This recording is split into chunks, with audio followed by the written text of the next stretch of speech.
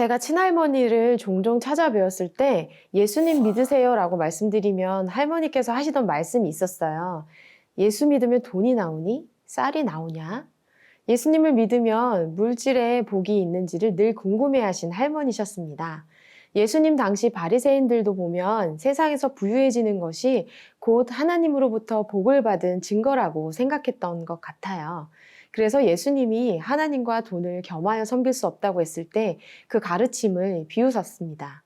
예수님은 정반대의 상황에 놓여 있는 인물들의 이야기를 통해서 하나님이 진정 무엇을 원하시는지를 알려주십니다. 오늘의 말씀 제목은 죽음 앞에서입니다. 오늘의 말씀은 누가복음 16장 19절에서 31절입니다. 어떤 부자가 있었는데 그는 항상 자색옷과 고운 베옷을 입고 날마다 즐기며 사치스럽게 살았다. 그 집 대문 앞에는 나사로라는 거지가 상처투성이 몸으로 있었다. 그는 부자의 상에서 떨어지는 부스러기로 배를 채우려고 했다. 그런데 심지어는 개들마저 와서 그 상처를 핥았다. 나중에 그 거지가 죽자 천사들이 그를 아브라함의 품으로 데려갔다. 그 부자도 죽어서 땅에 묻혔다. 부자는 지옥에서 고통을 당하고 있었는데 고개를 들어보니 저 멀리 아브라함과 그의 품에 있는 나사로가 보였다. 그가 아브라함에게 외쳤다. 조상 아브라함이여, 저를 불쌍히 여겨주십시오. 나사로를 보내 그 손가락 끝에 물 한 방울 찍어서 제 혀를 시원하게 해주십시오. 제가 지금 이 불 속에서 고통을 당하고 있습니다. 그러자 아브라함이 대답했다. 얘야, 네가 살아있을 때를 기억해 보아라. 내가 온갖 좋은 것을 다 받는 동안 나사로는 온갖 나쁜 것만 다 겪었다. 그러나 지금은 그가 여기서 위로를 받고 너는 고통을 받는다. 이뿐 아니라 너희와 우리 사이에는 커다란 틈이 있어 여기서 너희 쪽으로 건너가고 싶어도 갈 수가 없고 거기서도 우리 쪽으로 건너올 수가 없다. 부자가 대답했다. 그렇다면 제발 부탁입니다. 나사로를 저희 아버지 집으로 보내주십시오. 제게 5 형제가 있으니 그들이 이 고통스러운 곳으로 오지 않도록 나사로가 가서 경고하게 해주십시오. 아브라함이 대답했다. 그들에게는 모세와 예언자들이 있으니 그들의 말을 들으면 될 것이다. 부자가 말했다. 아닙니다. 조상 아브라함이여, 누군가 죽었던 사람이 가야만 그들이 회개할 것입니다. 아브라함이 그에게 말했다. 그들이 모세와 예언자들의 말을 듣지 않는다면 비록 죽은 사람들 가운데 누가 살아난다 해도 그들은 믿지 않을 것이다. 19절에서 20절의 말씀을 함께 읽겠습니다. 어떤 부자가 있었는데 그는 항상 자색옷과 고운 베옷을 입고 날마다 즐기며 사치스럽게 살았다. 그 집 대문 앞에는 나사로라는 거지가 상처투성이 몸으로 있었다. 예수님은 아주 극단적으로 상황이 반대되는 부자와 거지의 이야기를 하십니다. 부자는 자색옷과 고운 베옷을 입고 날마다 호화롭게 즐깁니다. 자색옷은 귀족이나 부호들, 제사장들이 입는 겉옷과 속옷을 말합니다. 아마도 이 부자는 돈만 많을 뿐이 아니라 높은 지위를 가지고 있었을 것이라 예상됩니다. 이 사람의 재력은 충분히 낭비해서 그 남은 것들이 대문 밖 가난한 자들에게까지 전달될 정도였습니다. 도우려고 했기보다는 개인적인 즐거움과 사치를 위해 허비하다 보니 그렇습니다. 그에 비해 상처투성이인 한 거지가 그 대문 앞에 버려져 있습니다. 부자의 삶과 너무나도 대조적이죠. 그의 이름은 나사로입니다. 그 삶의 대부분은 비참했습니다. 부자의 대문 앞에 누워 잔치하고 남은 상에서 떨어지는 부스러기로 하루하루를 연명하는 가련한 인생이었습니다. 피부병은 유대인들에게 그 자체로 부정했고 상에서 떨어지는 부스러기란 부정한 음식이며 또 부정한 동물인 개들이 그 상처를 핥았으니 그는 경제적으로나 종교적으로나 상황이 최악으로 내몰리고 있습니다. 누구보다 도움과 위로가 필요한 사람이었지만 누구도 그를 돌보지 않습니다. 사랑하는 새나 친구 여러분, 부자와 거지 나사로의 이 이야기를 예수님께서 왜 말씀하셨을까요? 이 비유는 어제 큐티 본문에서 두 주인을 섬길 수 없다고 말씀하신 예수님의 말씀에 대한 구체적인 설명이라고 볼 수 있습니다.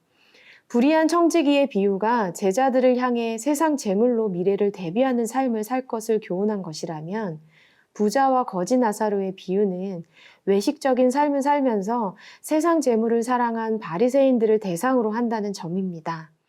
예수님은 종교 지도자들이 물질에 집착하는 삶을 돌이켜서 바른 물질관을 갖기 원하셨습니다. 그들이 계속해서 그릇된 재물관을 갖고 살게 된다면 심판이 임할 수밖에 없음을 엄중히 경고하고 계시는 것입니다. 우리가 지닌 모든 것은 하나님이 우리에게 잠시 맡기신 것들입니다. 내 것이 아니니 집착하지 않는 것이 당연합니다. 하나님이 주신 모든 것은 나의 즐거움만을 위해 낭비하라고 주신 것이 아닙니다. 하나님의 영광을 위해 선하게 쓰고 관리하라고 맡겨주신 것들이죠. 여러분에게 주어진 모든 재능, 물질을 낭비하며 흘려보내기보다는 필요한 곳에, 이롭게 하는 것에, 남을 도울 수 있는 것에 사용하면 어떨까요? 오늘 바로 하나님이 맡기신 좋은 것을 꼭 필요한 곳에 나누는 여러분 되기를 축복합니다.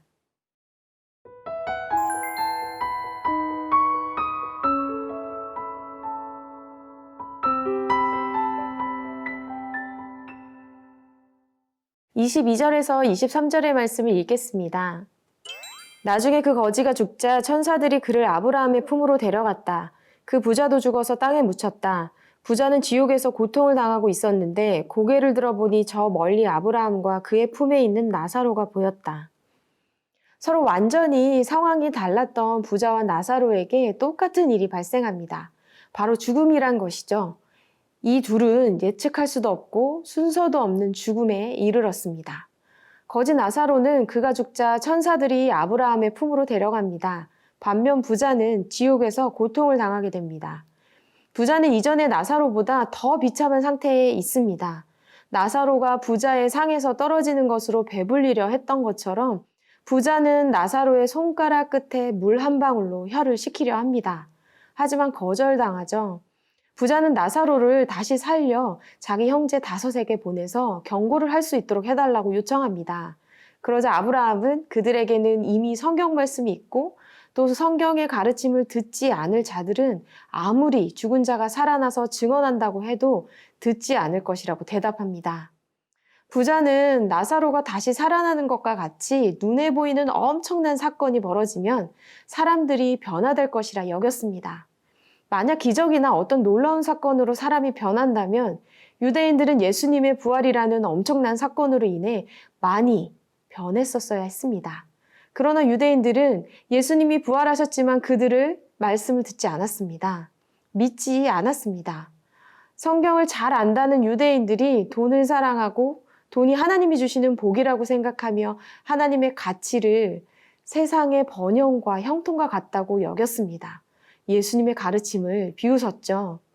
성경은 하나님이 주시는 복과 세상의 복이 결코 같지 않고 세상에서 사람들이 추구하는 것들은 결국 헛된 것임을 분명히 말씀하고 계십니다. 사랑하는 새나 친구들, 오늘 본문을 통해 이런 의문점이 들 수 있습니다. 거지는 구원을 받고 부자는 지옥에 있는 것으로 봐서 부자는 구원받지 못하나요? 결코 그렇지 않죠. 하나님께서는 우리에게 돈을 주시고 다스릴 수 있도록 하셨습니다. 그것을 섬기도록 허락하신 것이 아닙니다. 여러분 돈 많이 벌고 싶어 하는데 왜 그래요? 많이 벌면 좋을 것만 같은가요? 없는 것보다는 나아서요? 우리에게 돈은 하나님 나라의 자녀답게 하나님의 영광 위에 가치 있게 쓰라고 허락된 것입니다. 우리의 하나님 아버지께서는 주신 것으로 자신의 인생의 번영만을 위해 하지 말고 함께 나누라고 하십니다. 우리는 물론 우리의 인생을 위해 아낌없이 쓸 수 있습니다. 그러나 그것만이 우리 인생의 목표가 돼서 하나님 말씀에 순종하지 않는 것은 구원받은 자로서 하나님의 뜻을 따르는 삶이 아닙니다. 부자와 같이 깨닫지 못해서 영원한 고통 속에 후회하지 않도록 하나님께서 나에게 맡겨주신 것을 말씀대로 잘 사용하는 저와 여러분 되기를 축복합니다. 돈을 다스리라 말씀하시는 주님, 주께서 맡기신 것에 끌려다니지 않고 오히려 주도하며 하나님의 영광을 위해 잘 사용할 수 있는 지혜를 허락해 주세요. 돈에 대한 집착은 버리고 하나님 말씀에 집중하며 삶에서 실천하는 자 되도록 인도해 주세요. 예수님의 이름으로 기도합니다. 아멘.